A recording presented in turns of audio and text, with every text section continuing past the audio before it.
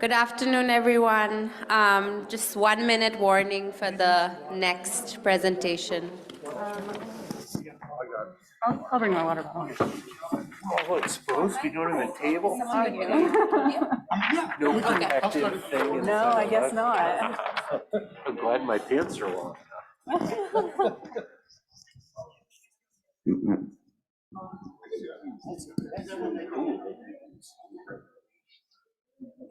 I'm sitting.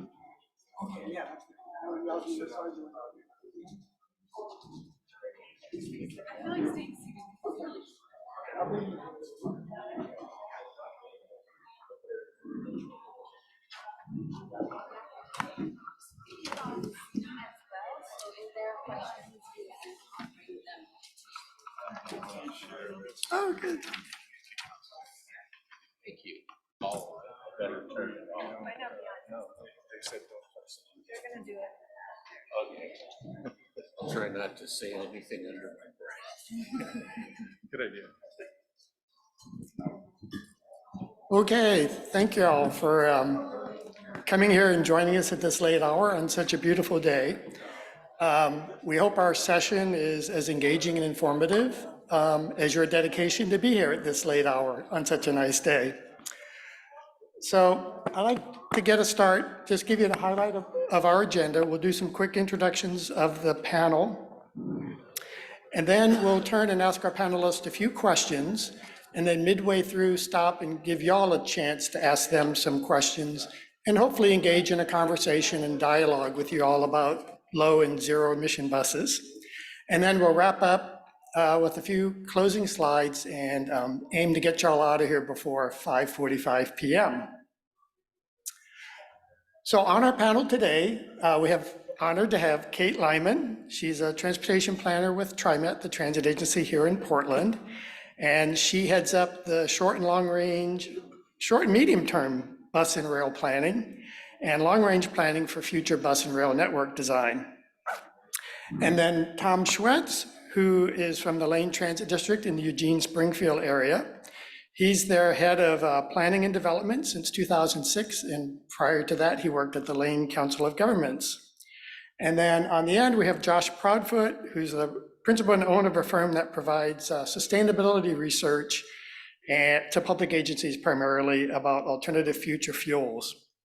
And then joining me to moderate the session is Rachel Haukala. She's a transportation planner with me at WSP, which is a international engineering and planning firm. Prior to working at WSP, she's with the Metropolitan Planning Organization in Boise, Idaho. And my name's Ken Zatterin. I work with Rachel at WSP, and prior to that had worked with Kate and others at TriMet for several decades. So I'd like to start just by asking a quick poll, and we won't clap, we'll do a show of hands. But we have a question, a flash poll question for you. In adopting zero or reduced emission buses, do you think Oregon's transit agencies are moving too fast, not fast enough, or just about the right speed? So I ask you to raise your hand, and if you think the agencies are moving too fast into low and zero emission buses. Okay, not a single one. How about not fast enough? Okay, got a few, and then the Goldilocks, doing it just about right. Okay, so low split. So definitely to the side of let's pick up the pace a little bit and maybe see what we can do. And indeed, Oregon's agencies are ramping up their procurement of low and zero emission buses. So I'd like to just run through a few slides to tee up our conversation about that. So there are lots of different transit fuel options, right? Diesel was the most common. Compressed natural gas was adopted by a lot of transit agencies in California over the last couple of decades. Hybrid buses, which is, like your Toyota Prius that have both an internal combustion engine and a battery system that drives the electric motor. King County Metro up in Seattle was a big adopter of those in the last couple of decades. Biodiesel, right, which has different percentage blends of biodiesel mixed with regular petroleum diesel. There's the renewable diesel, and I think both TriMet and Lane are using renewable diesel in your buses now, right? 99, R99. And then there's the renewable natural gas, which is, right, natural gas developed from methane and things like that from landfills and so forth. And then at the bottom, there are the battery electric buses, which are buses that operate on stored energy in batteries. And then the fuel cell electric buses, which produce electricity continuously as long as I think you have hydrogen and oxygen available to mix to feed into those batteries and to fuel the system. So if you're a transit agency and it's time to buy new buses for your system, should you buy traditional diesel buses or invest in low emission natural gas, biodiesel, or electric buses, right? Seems like a simple answer, right? Let's go with the ones that don't pollute as much, that are better for the environment. And indeed, battery electric buses, okay. There we go. Do have a lot of benefits, right? Healthier air and less air pollution, which is particularly important in neighborhoods with vulnerable populations that tend to have higher levels of pollution. Less noise, and that's both appropriate for adjacent developments, particularly as we look at transit-oriented developments along our frequent service bus lines, and also for the passengers on board the buses. Electric propulsion is more efficient, right? You don't lose a lot of the energy to heat that you do in an internal combustion engine. And then the final potential benefit is lower operating cost in the long run, as the buses could last longer and be a lower cost per mile to operate. In spite of these benefits, though, there are some huge promise in electric buses, but there are some challenges in adopting them. And in most of the world, except for China, the adoption of electric buses has been a little bit uneven and challenging. And some of the issues that transit agencies have faced is that some of the early electric buses were not reliable. And the most important thing in transit is to provide reliable service to your customers. So that created some issues early on. Another big issue that you'll hear about from our panelists is the range limit of battery electric buses, that they can't operate as many miles in a day as a diesel bus can, or as a fuel cell electric bus can. Another constraint is the charging time. This is time it takes to charge a bus. It takes several hours, and that's a time that the bus isn't available for service. The capital costs tend to be higher. And then in scaling up from a small pilot fleet to a large-scale operation, there are a lot of issues, just the sheer amount of electricity and hydrogen that would be needed to supply an entire transit network. And then finally, the issue of space, the room for the chargers or fuel storage at the bus yards and at layover points throughout in the system.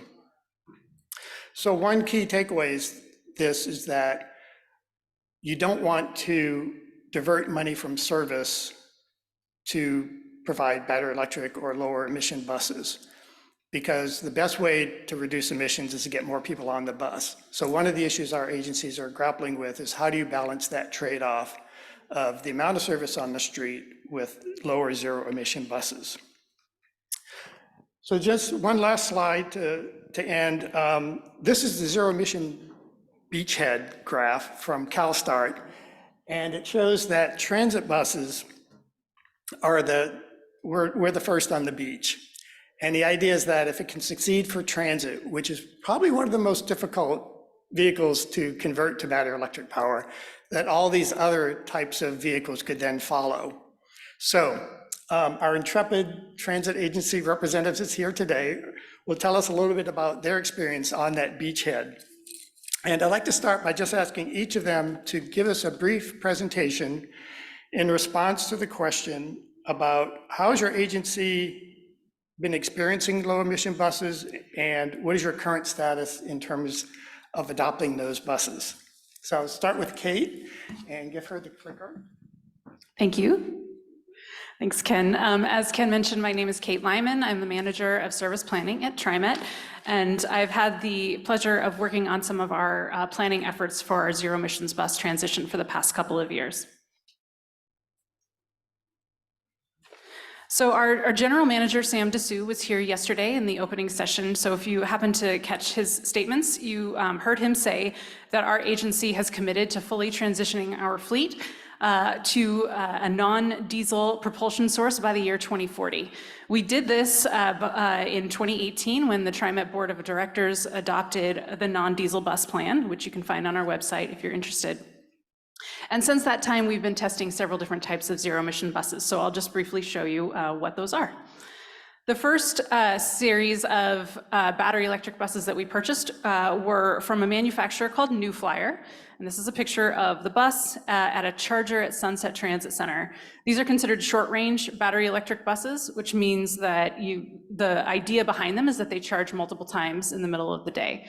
So this bus charges overnight at Merlot Garage, where it is housed, but it also charges multiple times during the day at Sunset Transit Center. We have 5 of these. They operate on line 62, and so you can go out and check it out if you're interested. Line 62 connects Sunset Transit Center to Washington Square along Murray Boulevard in Beaverton. We've had these buses for a few years, and they've had some challenges. We've had definitely a lot of periods of time where they were grounded due to something not quite working right. The bus was manufactured by a different company than the charger, so some of the early issues were sort of compatibility between the bus and the charger. So these were definitely first generation buses. We were one of the first agencies to buy these, and so we've spent some time working out the kinks on these. So another type of bus that we have purchased and are operating is by a different manufacturer called Gillig. We also have 5 of these, and they're different in that they only charge at night in the garage. So these are considered long-range battery electric buses that are intentionally designed just to charge once overnight. We were hopeful that they would get a range of around 150 miles. They're not quite reaching that. They're getting more reliably a range of 110 miles. And that has to do with a number of factors, including the topography of our area, the varied weather conditions in which we operate them. When it's very cold and very hot, the bus requires more power to operate the air conditioner or the heater. So we're finding that they're not quite getting the range that we were hoping they would get, but they are working, and we are operating them in revenue service. You can find them on line 6 and line 20 primarily. Another type of bus that we have been working with is buses that were once diesel buses that have been converted to electric buses. So we have 2 that are standard 40-foot buses that were diesel and now are electric. And we have 1 60-foot bus that we converted from diesel to electric. And we worked with a company called Complete Coachworks to do these retrofits. They're not currently in revenue service, but we hope that they will be at some point in the future. And in general, they've been working pretty well, is what I understand. So just to sum up before I hand it over to Tom,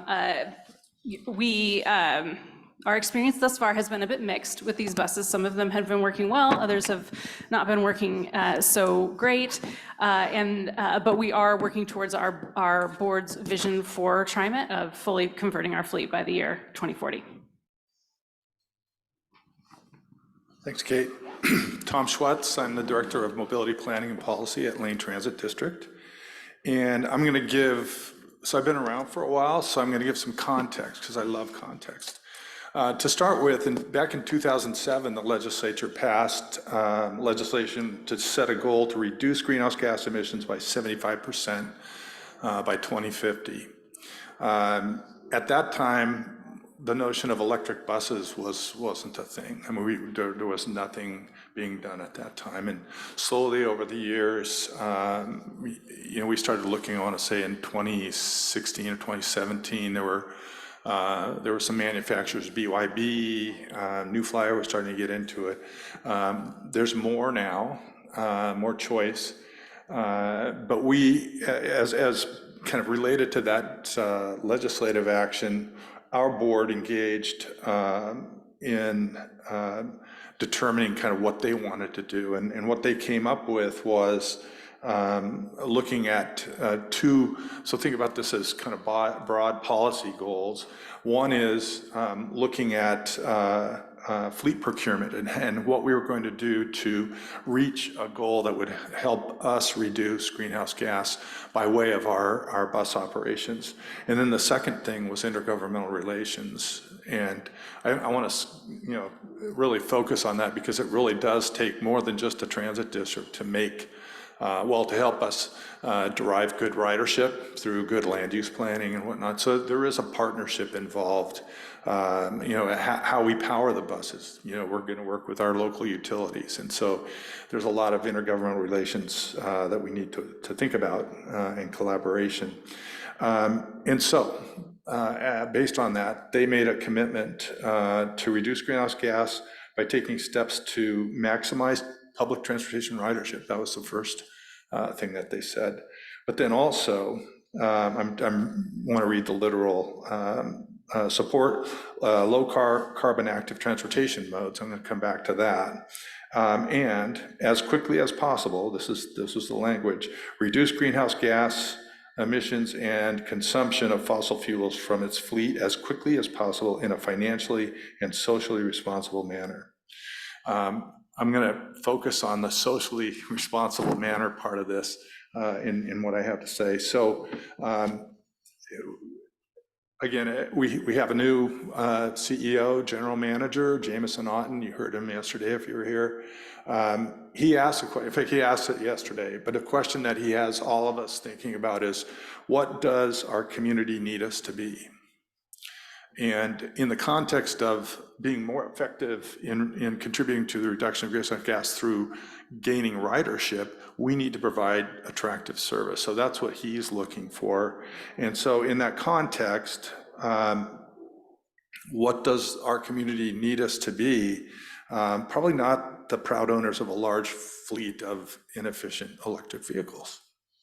And instead, we need to maximize ridership significantly. So that's the part that we're looking at. By looking at, in particular, we have a frequent transit network that we operate. Frequent transit network in policy is 15 minutes or better. Our goal is to get it to be most of the day, 7 days a week. So that frequent transit network in place would drive a lot of ridership. We have a lot of connecting service to that, but that's the broad goal of what we're trying to do. And so as we go through this, we're trying to focus on increasing our fixed route service using a fleet largely made up of diesel R99 for now. We're looking forward to the day when electric vehicles can really deliver, but right now the cost of the buses are quite a bit more than the diesel buses, so that's a cost. And then the operating cost is a lot more, even overcoming the capital costs to kind of set things up. So we have a situation where we need to trade off. We need to think about the trade-off between how much we're putting in to electrify the fleet and how much service we can put out on the road. And so the choice we've made is to focus in the short run on trying to increase our service as much as possible. And in that context, hopefully driving more ridership, and again, more effectively, I think, contributing to the region's reduction in greenhouse gases. And that's it. I don't know if you have some commentary that you wanted to do, or how that. Are we going to do any of the? Oh, I never used the slides. Yeah, you want to run through? Yeah. I just had a lot to say. So greenhouse gas emissions and reduction from transit. So this kind of sets it up so that you can kind of see from the operation standpoint, and then from the standpoint of operating in a more green way. And there no doubt that greenhouse gas emissions are more electric buses are more effective in doing that than diesel.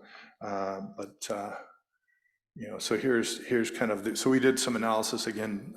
The Center for Transportation and Environment, CTE, had some grants, and we had some additional money, and they did a lot of work for us. And that work is on our website. You can look at it. But just showing you kind of our estimates of greenhouse gas emissions from transit, over the last, well, so 2012 through 2021 is when the analysis was done. Some of the up and down is related to having more resource to add more service, but then, part of that towards the end is the. I just want to jump in because one of the things to note here is the irregular pattern of GHG emissions. And what most people don't know is when you're buying stuff, you're buying a lot of emissions. And so in developing a system or in buying the new buses, there's an embodied emission there that you hope to get your return on. And so that's something you have to consider. Most people just think tailpipe or not, but there's actually, as you can see, significant stuff from buying stuff in certain years. Now you can average that out over time, but this is really typical for a public agency. A large portion of the footprint is stuff or pavement or steel, those kinds of things. And this just kind of makes the point that you could see greenhouse gas emissions avoided from transit ridership during that same analysis period, 16 to 21. And so it's considerable. And again, that's part of what makes the case for why we want to focus, again, as electric vehicles kind of get the kinks worked out and whatnot, to add more service. I don't know if you want to. Yeah, and I'd say that the net benefit is really important, but people have to remember that there are emissions just to run one of these. And that on net, if you've got fullish or full buses, you end up ahead. We've footprinted a few transit agencies that have low occupancy or use, and they actually look worse per passenger mile than just driving in a car by yourself, which makes sense. It's a huge vehicle. If it's not full enough, it's just more emissions. So full vehicles is absolutely the number one thing. And full vehicles come from good service. So then GHGs were avoided from transit ridership and land use. Again, land use patterns have a factor, play a factor in the efficiency with which transit can operate. In this state, I think we're fortunate to have urban growth boundaries and concentrations of growth and growth patterns that facilitate good transit. But both Portland area and Eugene have parts of their regions within their urban growth boundaries that will never serve with transit. In fact, about 60% of the population in our district is more than half a mile away from transit. And that's with all the service that we're putting out on the densest part of the region. And so that's one thing, that's part of it, is how do we get, that's has us looking at, going beyond the transit service, how do we connect people into that service? I don't know if you can see the difference in the two green stripes, but the thick one is land use, and that's about 3.5 times the benefit of displacing people in SOVs. So if you think about that, that's the efficiency of the whole system. And that's where you're getting the displaced emissions, even more than a full bus displacing the SOV. So that land use piece and developing around those corridors is absolutely the strength of transit for GHGs. So this kind of shows you our plan to phase out fossil use by 2035. Again, what I started out with is a short-term strategy because we want to optimize the amount of service we can put out. But you can see that we will get there. Renewable fuel is 64%. Sorry, I can't read that.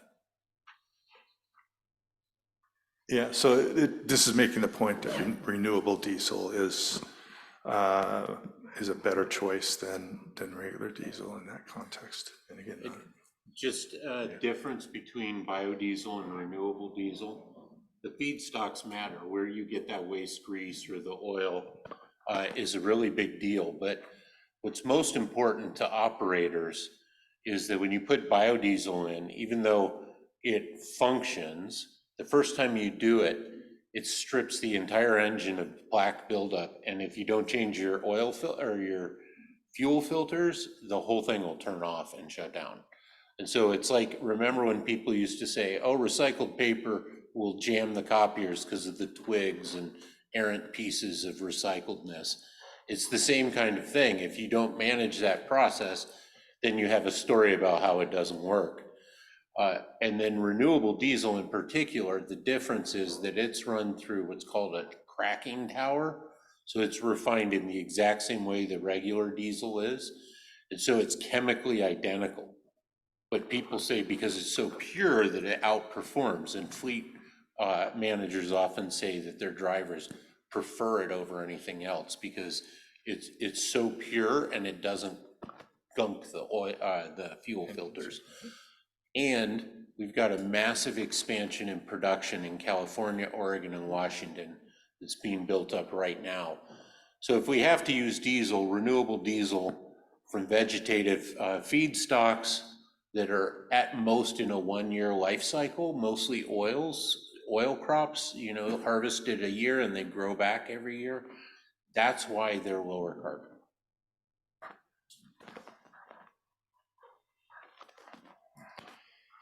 so this is just looking at the energy use by fuel type. And so again, you can see the diesel there is in black. Most of our energy use up until 2021 was diesel. And once we got into a renewable diesel, made a big difference.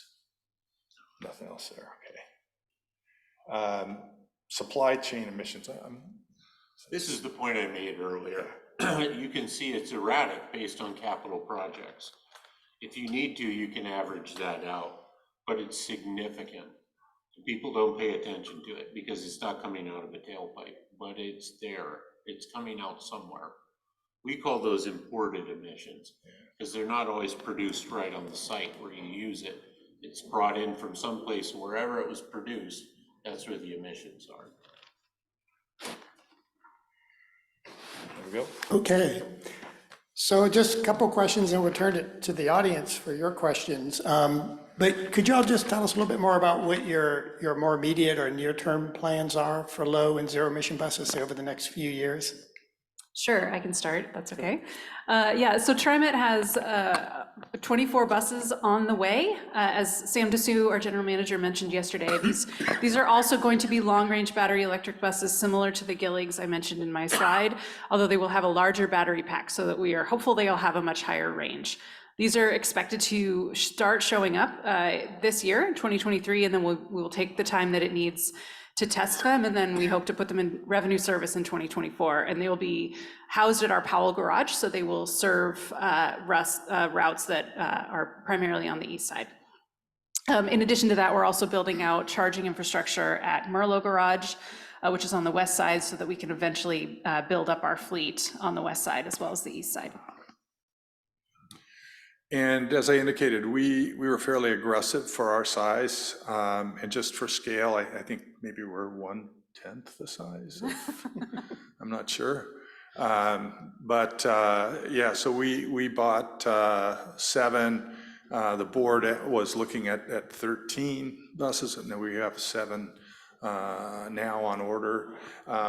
Again, based on the analysis that we've done and the costs that we're seeing to get into that are having a distinct impact on our bottom line in terms of how much service we can put out. So we backed off from that goal of 13, and actually our board just last month approved the purchase of 7 diesel buses.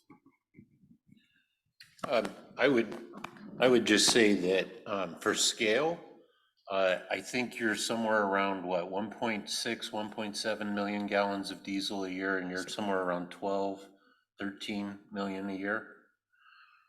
Sounds right. I don't have that Okay. stat off the top of my head. So in our state, about 650 to 700 million gallons of diesel get consumed a year. And a big portion of that is in rail and off-road. But I want to highlight, why does that matter? Even though we're talking about greenhouse gases, the diesel particulate matter concentrates in urban areas, right, around roadways and those kinds of things. So especially when looking at electric buses, this is one of the opportunities, is they're literally a drop in the bucket of total diesel consumption in the state. Well, where does that happen? And that's kind of the social equity piece that I'll pass on. Can I add to that? So thank you. That is a great segue into me just mentioning one of the planning efforts that we have going on as we begin to think about rolling out these 24 new buses that are coming into our agency this year. We've done some work with researchers at Portland State University to understand specifically where diesel particulate matter is worst in the Portland metro region. So we plan to engage the community in a conversation using that data and using other metrics of equity to help us understand where we should prioritize deployment of those buses. So we've started to understand more specifically how our buses contribute to diesel particulate matter, understanding that yes, it is a big problem in the Portland metro area. Most excellent. Okay, I'll ask one more question, then we'll turn it to you all. But we noted some of the challenges, right, in low and zero emission buses. But on the other hand, you know, these goals of moving to convert the entire fleet by what, 2035, 2040-ish. What do you see as some of the big key decisions on that path between where you are today and that full achievement of that goal that your boards have adopted? Go ahead. So key decisions. Yes. So I think one of the challenges with this fleet transition is the mismatch in timing between purchasing buses and needing to build infrastructure. Building infrastructure is very long-term. We have just completed a renovation of one of our garages, Powell Garage, and that took us about 10 years.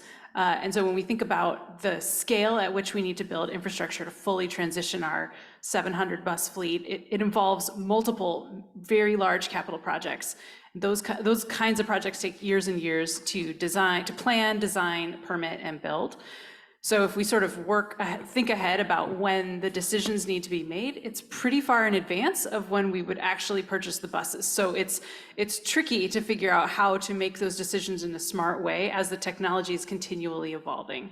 So I would say, you know, key decisions I think will be when we have to actually commit to a certain design for our facilities, because that's going to happen sooner than when we have to commit to a certain bus type, I think, in a lot of cases.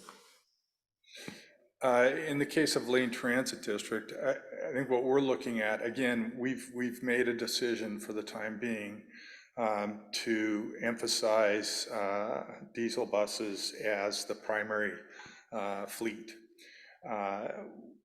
However, when again, in the context of Jameson's question, what do we need to be for the community? We need to provide more service. And for our system, some of the most frequent transit, so some of the most useful service that we provide is also hung up in daily congestion.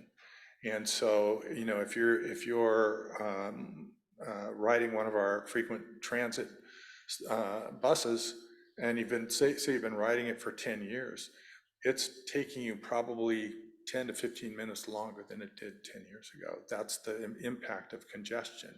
And so the degree to which we can form partnerships, for example, with the City of Eugene and the City of Springfield, to help us address some of those, you know, call them pinch points in our service.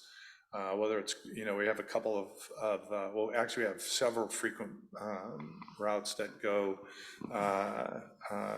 along an arterial that crosses the Beltline freeway. Those are major sources of slowdown. So partnerships with ODOT and the cities to try and address those issues through enhanced transit. The City of Portland, I know, is working with TriMet on a range of that kind of infrastructure where you're improving the throughput of transit, making it more efficient. Those are the things that we're starting to look at with the city of Virginia in particular as we move forward, because that's really going to help us. Part of it is how do you build the ridership? Well, people aren't that interested in how frequent you run the bus if it's taking a long time to get in there. So that's, I think, a central issue for us to solve. I'd say with electrification, the bottleneck in most places is getting enough electric current to the site where you need to do the charging. The first group that really was challenged on this was the Port of LA and Long Beach, which 40% of all consumer goods imported to the US comes through that one port. And the diesel PM loading is obscene. Now, they wanted to switch to electricity to get away from the toxics, but you also have the greenhouse gas benefit. But they figured out that they have to do hydrogen mostly because the time it would take to put in that electrical service would disrupt the port activity, and the losses would be so huge, the financial losses, that they literally can't do it. They have to go with a completely different fuel type because they can't have that disruption in service. So that's one of the challenges here, and it's hard to imagine, but even with a car for a fast charger, if you're talking like 150 kilowatts being delivered, that is more than 15 houses at full peak, maybe 20 houses at full peak, loaded with electronic stuff. I mean, 2 kilowatt hours is normal for powering a house on average. So you think 150, and then you go to buses, and the service is gigantic. So you either need new power corridors, or you need new substations, or you need to rip up the road and you need to bury a vault for it. But this is part of that decarbonization transition. It's not going to be soft. It's going to take a while, and to get that service in, that's really the bottleneck. Right now, the buses are mostly working, range problems and all kinds of breakdowns that are about the chassis and stuff like that. It's really, we got to get the electrical service to the places we need, and then those buses and the battery technologies will probably be advanced. But 10 years just to get a bus bay rehabbed, and then you think about tearing up a major corridor and laying down cable, it's a big deal. Okay, we'll turn now for your questions. And yeah, we'll pass the mic, okay? I've got a loud enough. No.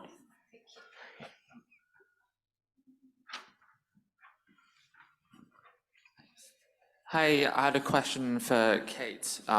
With TriMet's electrification project, I'm wondering, knowing that California also has a state legislated goal of 2040 transition, to what extent has TriMet been able to reach out and have that sort of knowledge sharing of their experiences, since they're going full steam ahead on mass conversion of their fleet and all the issues that they're coming up when it comes to bus types and infrastructure, bus bays, charging stations, things like that?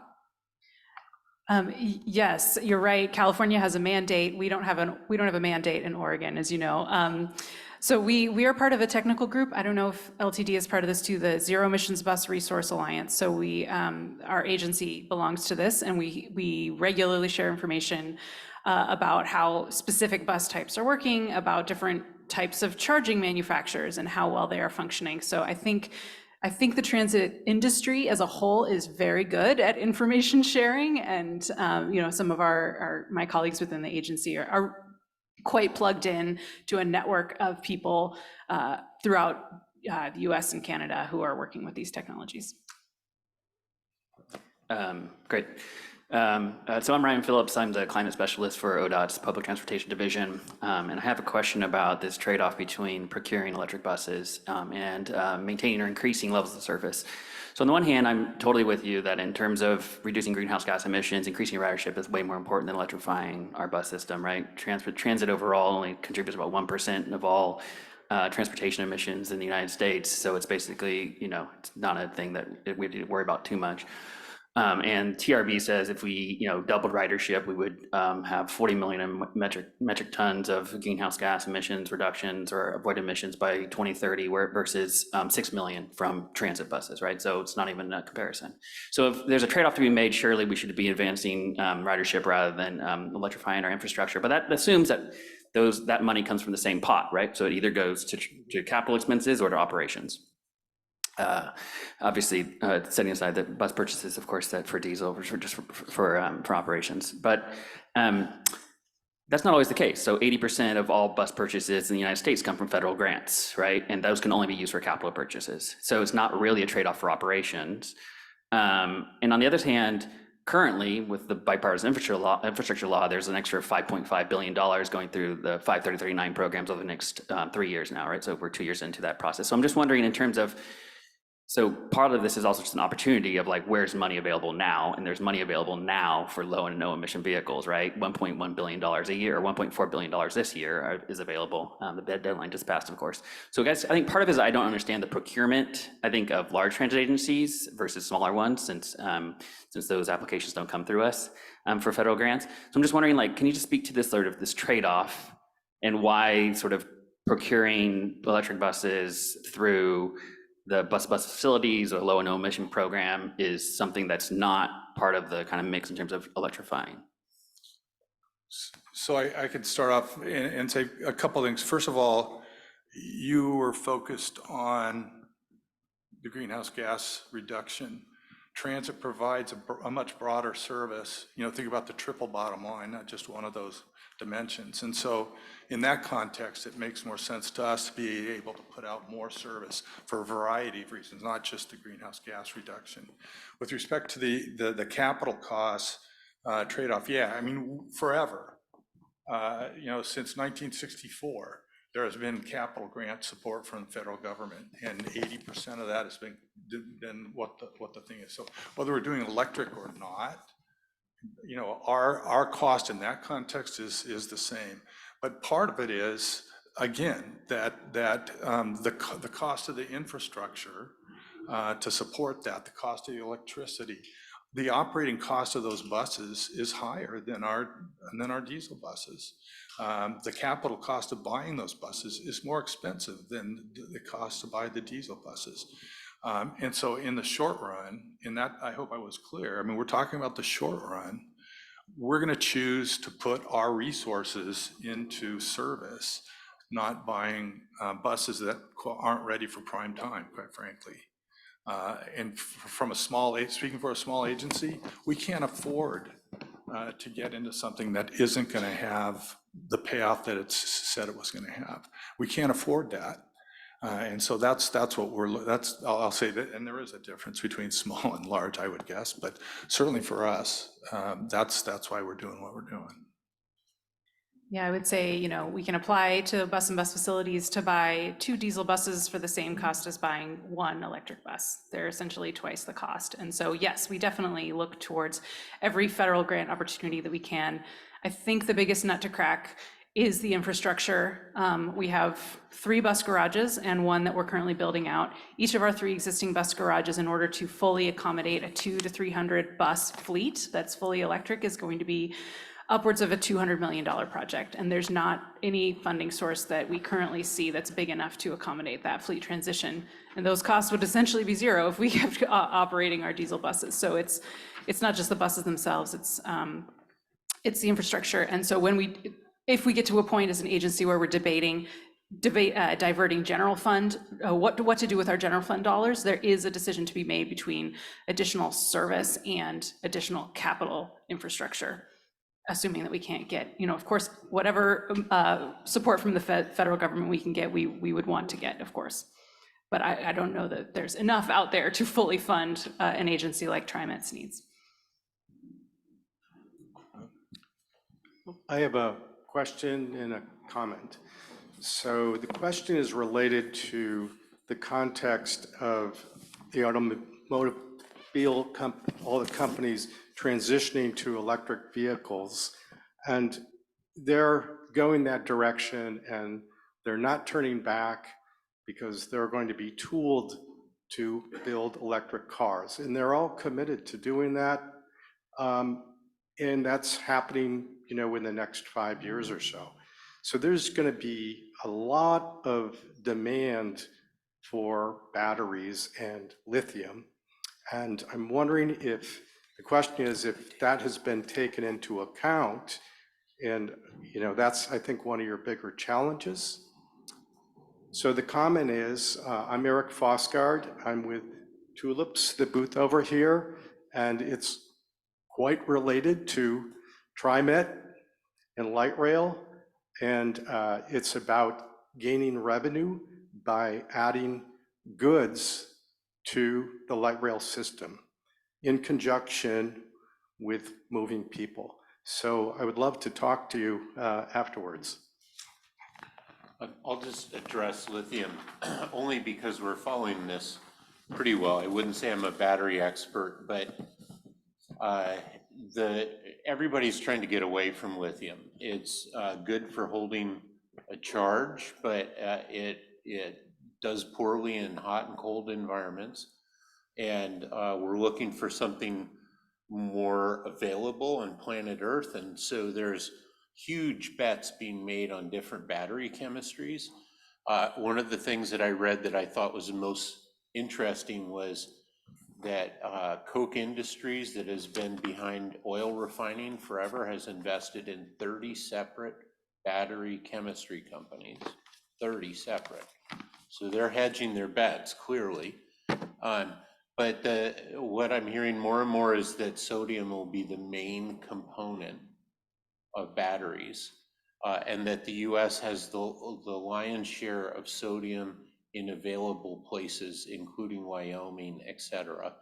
So even though the Chinese companies like CATL are developing that technology, the sourcing of the material is in the US, which is kind of one of the few times that has happened, because like with solar panels, before the Chinese had control of the sourcing, you know, all German panels, American panels did really well, and then they locked up a lot of the source material and became the dominant solar provider. So I think we're going to see a lot of efficiency gains and a lot of range gains and cost reductions. I think it's going to go really fast. It's one of the few things I'm optimistic about. But obviously, we can always be more efficient with whatever we're using, but I think that's offering a lot of promise.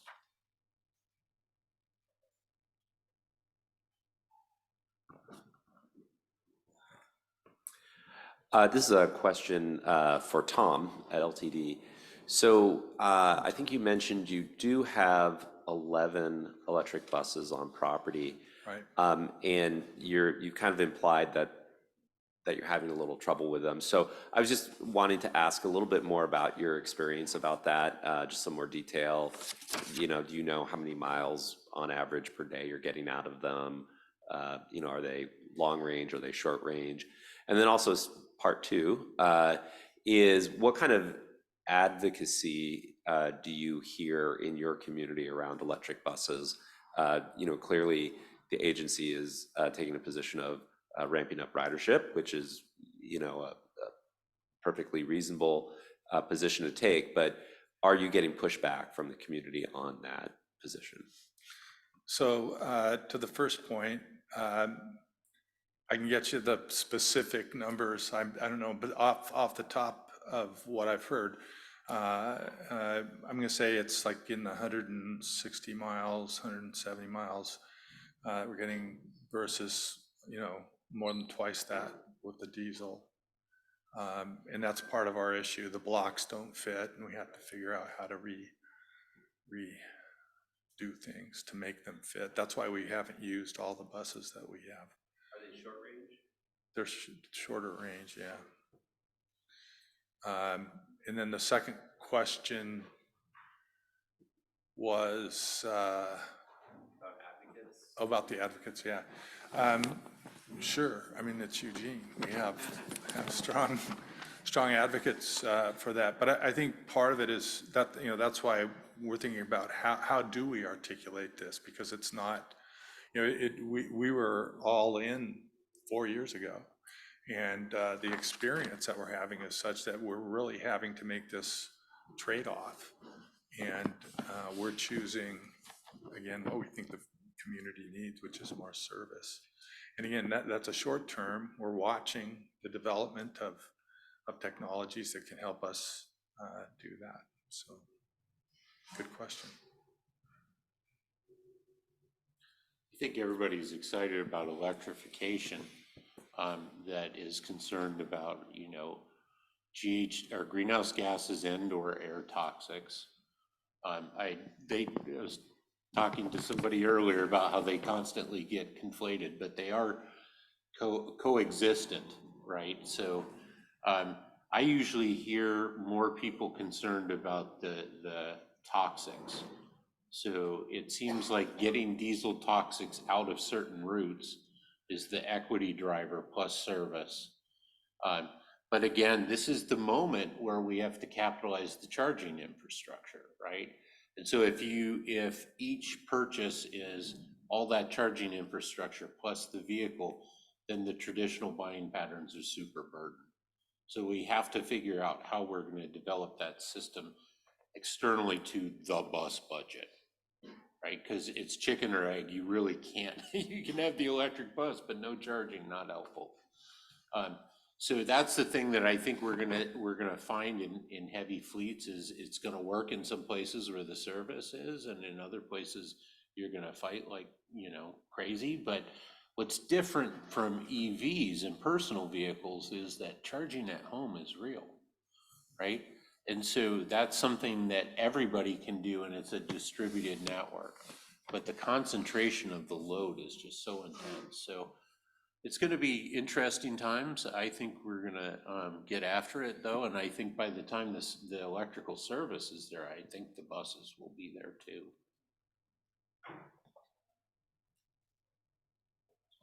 Are there any other questions or comments? Good. Did you have one? No, go ahead. Okay. Oh, good. So just one final quick wrap-up question for our panelists. And then we'll try to get you out of here a little bit early. How would you define success in the transition to low and zero emission buses? In a nutshell. Define success Define success. in the transition. Well, again, in the context of the trade-off we're making, we need to make sure we put out good service and increase ridership, because if that's not happening, then, but we think we understand how that works. And I feel hopeful about our plan. And again, to Josh's point, things are looking up. This isn't going to be the way it is for the long term.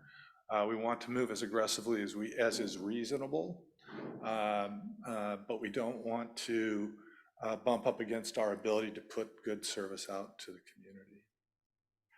Yeah, I would echo what Tom said, and I think success would be meeting our goal while maintaining and increasing service for our riders. If I can jump in, I'd say electrifying first when it's working in the neighborhoods that are overburdened, absolutely, positively, but also providing access, right? And remember from that GHG bar that land use benefit is most of the GHG reduction. But all of that stuff starts changing when all of the SOBs are electric. So the biggest benefit is now when the vehicles are hard to grab, and that GHG benefit will go down, but the service benefit's always important, the land use benefit's always important, and the co-pollutants, getting those out of there is a really big deal. So I think success is really about picking those and putting those into service as they're ready, on routes that are ready, but prioritizing the communities that need better air first. But again, by the time that 10-year horizon arrives, there's going to be so much change in the battery world and in the kind of general motion world with vehicles. So I'm confident that we'll have the vehicles we need by the time the service is there. Because I think the path is going to be broken actually in lighter duty vehicles. Well, if I could pick up on that point, because typically we think about the life of a bus being 12 years. And so the purchase of these diesel buses, they're going to be the last diesel buses we buy, perhaps. I hope so. You heard it here. Yeah, hope so. Awesome. Okay, so just a couple more slides. This is also from CalSTART, and there are about 5,500 zero-emission buses in the United States, and that's about a 66% increase over last year. So you can see the pace is definitely quickening nationwide as it is with our agencies here in Oregon. So we hope our discussion today and our conversation has given you a glimpse into some of the complexity of this, but also the importance of achieving this transition. And then our last slide, realistic optimist, and this was a term that Tom introduced us to during one of our prep sessions. And so I Googled it and found an article in the Harvard Business Review, but I thought it fit really well with where we are. And it's like you make success happen through the hard work, planning, persistence, choosing the right strategies, thinking seriously, preparing, and getting things done. And, the transit beachhead is now, it's a tall order, but I'm sure with the skill and dedication and ingenuity of people like our panelists that will achieve that future that Josh so eloquently described. So thank you all so much for joining us, and hope you enjoy the rest of the beautiful day. Thank you so much.